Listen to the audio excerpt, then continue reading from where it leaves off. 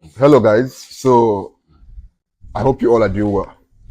On this video, I want to tell you guys some of the things I wish I knew before I started my pig farm. As you all know, I've been running this pig farm for some years now, and there are certain things that I wish I knew before I ventured into pig farming. Mind you, pig farming is great if you want to get into it, but I basically want to share to you some of the things I wish somebody had told me before I began running a pig farm. Now, the first one is pig farming is not for the faint-hearted. Pig farming is not for the faint-hearted. It requires you have a lot of passion, a lot of dedication, a lot of interest in it before you begin. Because I always tell people, if you want to get into pig farming, or before you get into pig farming, ask yourself, this pig farming I want to get into, is this something I want to do for the long run? Because for you to be passionate about something, then that means that is something you want to do for the long run. In pig farming, there will be challenges, so many challenges, because you are dealing with animals. These guys you are seeing here are stubborn. They are extremely stubborn. And of course, with the rising cost of feed, with managing your staff, with making sure your animals are in good health and all those things, they all come with a lot of challenges. So you have to first of all ask yourself, is this something I want to do for as long as possible? As you can see, they are disturbing me. They can't even allow me to make the video in peace. So you need to ask yourself this question. Is pig farming what you really want to do for the long run? Do you have the passion for pig farming? Which is why before you start your pig farm, start it in a small way. Don't go and invest millions and billions of money into a pig farm when you have not even checked yourself if you have passion for it, when you've not even assessed yourself if you have enough passion to do it for the long run. Because I know so many people who invested billions and millions only for them to close their farm within 1 or 2 years because they don't have the passion to keep going despite those challenges. So the first thing you have to do is ask yourself if you have the passion. And if you're not sure if you have the passion, just start in a small way and test yourself and see how things will go. Now, the next thing is you need a mentor.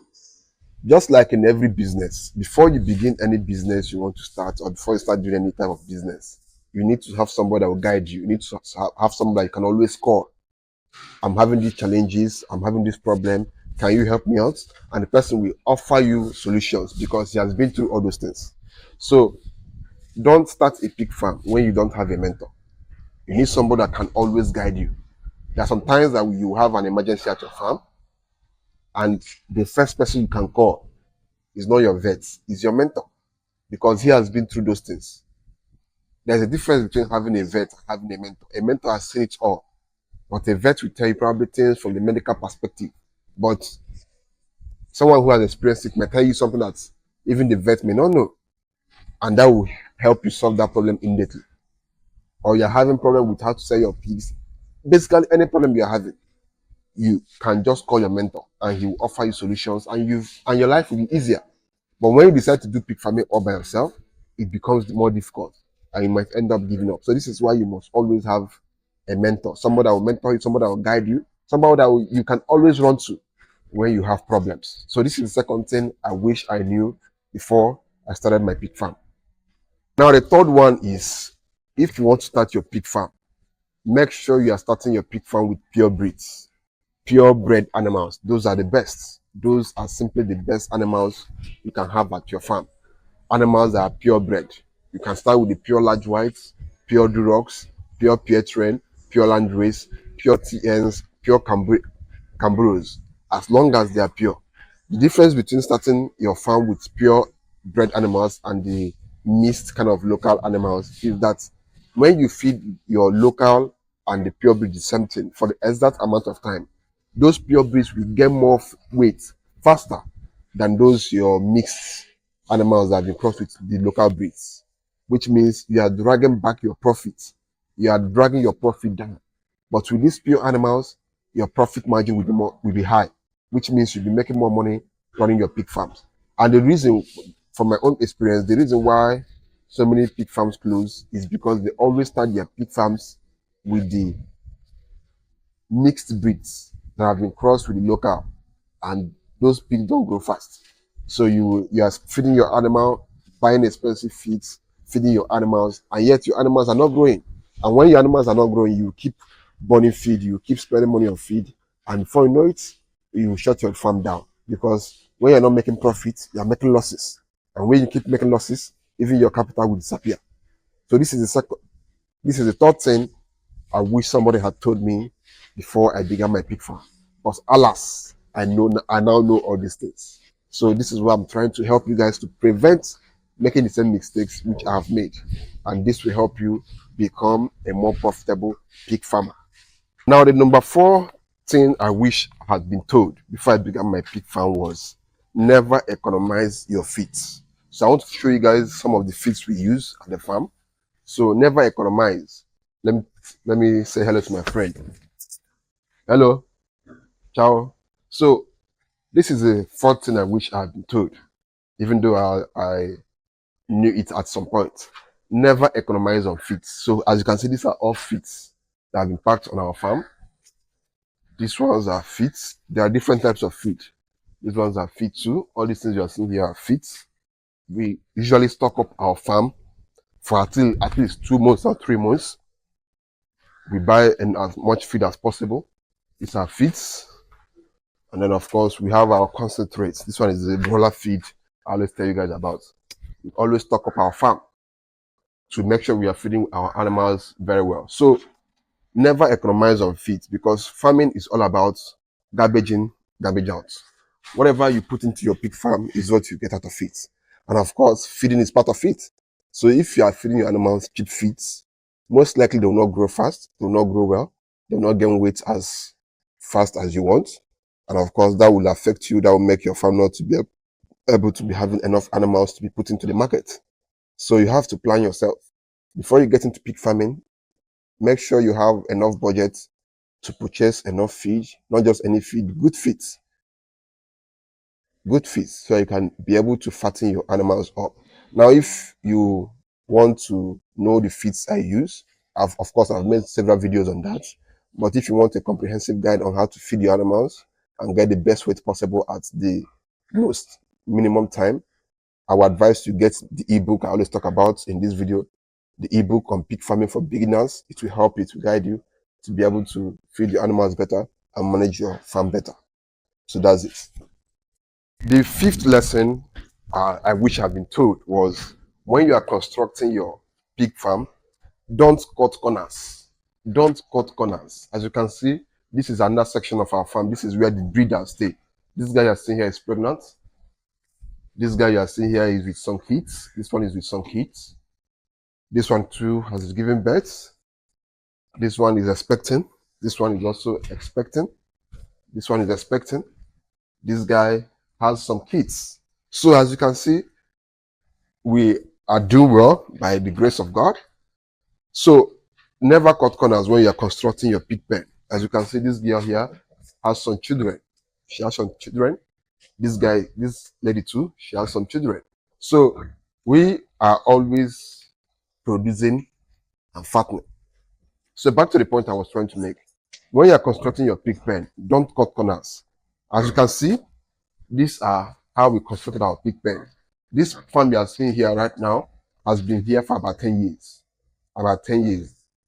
So as you can see, these walls are still solid. They are still solid. Everything is still solid. Our plumbing is still intact. Our roofing is still intact. The woods we used to construct our pig house is still here. Everything is still here. Even though that we, at every single point, we always experience damages here and there, because pigs are destructive by nature. So they love to destroy. They love to dig into the ground, break the concrete, and scatter the pen. But always try to make sure that your farm is solid, that you build your farm to the strongest of standard, because if not, those pigs will destroy your farm, and you find yourself constantly repairing your pig farm, constantly buying cement. Even now, I still buy cement to make some minimal repair, even though I built my farm solidly. Now imagine someone that cut corners when he was building his farm. You are using, okay, for example, the block that you are meant to mold with 3 bags. Simply because you want to cut corners, you now mold it with 2 bags or 1 bag, and the block will not be solid like when you mold it with 3 bags. That means if your pigs, if they put their mouth there, the farm will collapse or the block will collapse, and you find yourself constantly buying cement to repair the damages, and you're still cutting corners when you are trying to make repairs. Of course, they'll keep damaging your farm, and you find yourself spending a lot of money on repairs to the point that your biggest expenses in your farm will now be repairs, not even to feed the animals. And of course, that will drag you back. So never make this mistake. Personally, I did not make it, but I'm always telling people not to make this mistake, because if you make it, it will bring a lot of damage. For example, look at this now. As you can see, here has been broken off. This is a farm that we built with solid blocks, but pigs still are able to damage it. Now, if this farm was not as solid as it is, probably all these blocks would have been fallen down by now, because of how heavy the animals we have in this section of our farm are and how destructive they tend to be. So never cut corners when you're constructing your farm. Never cut corners. Never cut corners. Hello, this guy and her children. So never cut corners. Never cut corners. That is the 5th point. So this our pig gave birth to 8 yesterday. 8 yesterday. 8 yesterday. So this guy is expecting some kids. This guy right now is expecting.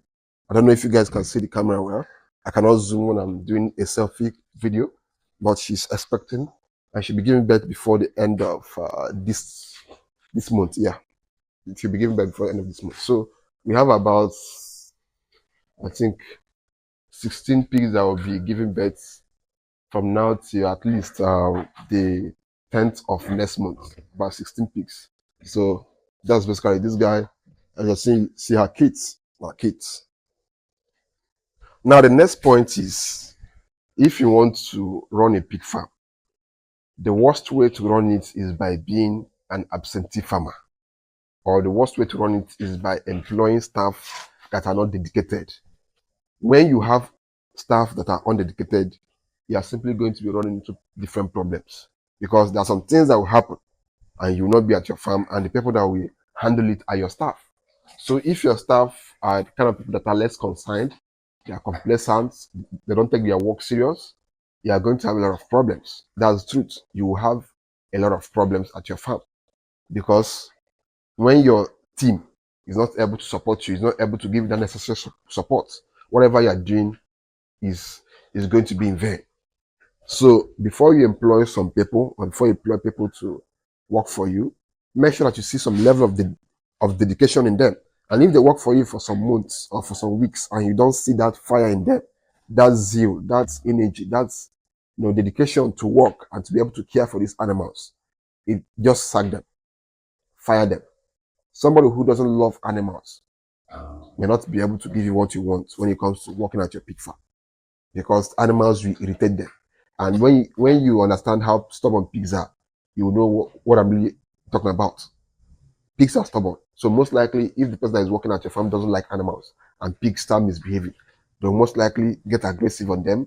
And when your workers are aggressive towards your animals, there are many side effects which will basically drag your farm backwards.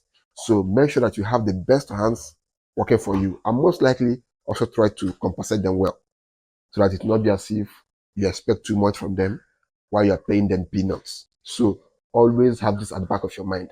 Have good staff, have dedicated staff, else your farm will be dragged backwards by these guys. So make sure you have the best of hands. Now the next thing is, if you want to really be successful at your pig farm, you need to be a great supervisor. You need to be a great observer, because there are so many things that will happen, and the easiest way for you to spot them is when you are a kind of person that observes very well. For example, your pig can be sick. Now your workers may not be able to notice that it's sick, but when you are the kind of person that observes very well, because like it or not, your workers will not observe your animals more than you. That's truth. So this is why I always tell people, make sure you are close to your farm. or make sure you have a close supervisor who is always at the farm, always. So you have to be a great observer, because before anything will happen to your pigs, before they will get sick, they will have shown you signs that they're about to get sick. Probably she's weak, probably she's not eating well. For example, this pig right here, before she gave birth, she was not feeling well. She was not eating well. She was not responding to her feed very well. So if you put, let's say you put a head pan of feed, then the next day you come, you still see the same amount of feed there. That means something is wrong. It's not eating well. So that means she's about to get sick, or she's sick already. So the next thing you have to do is to start administering medications. So this is the last thing you have to be able to know before starting your pig farm. I wish someone had told me this, because if I had knew all these things, I wouldn't have been able to make the mistakes I had made previously. But all the same, we keep learning and we keep growing. Now the next thing is, now this one is not a mistake I made, it's just something I want to advise you guys on. Never stop learning.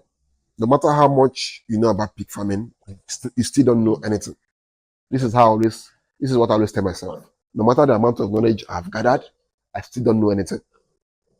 Now, it may be easy for you guys to say that, oh, this guy has been sharing videos about pig farming. Probably he knows everything. I don't know everything. I'm still learning. Whenever I go to any pig farm, I try as much as possible to learn from them. Even some of you guys that come to me, when I discover that you guys own pig farm, I try to ask questions to learn from you guys. So never assume that you know everything in pig farming.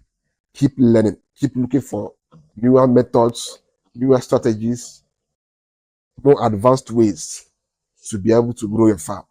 Because at the end of the day, we all still don't know much. So this is basically what I wanted to tell you guys in this video.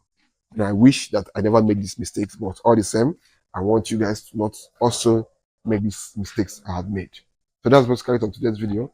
See you guys in the next video.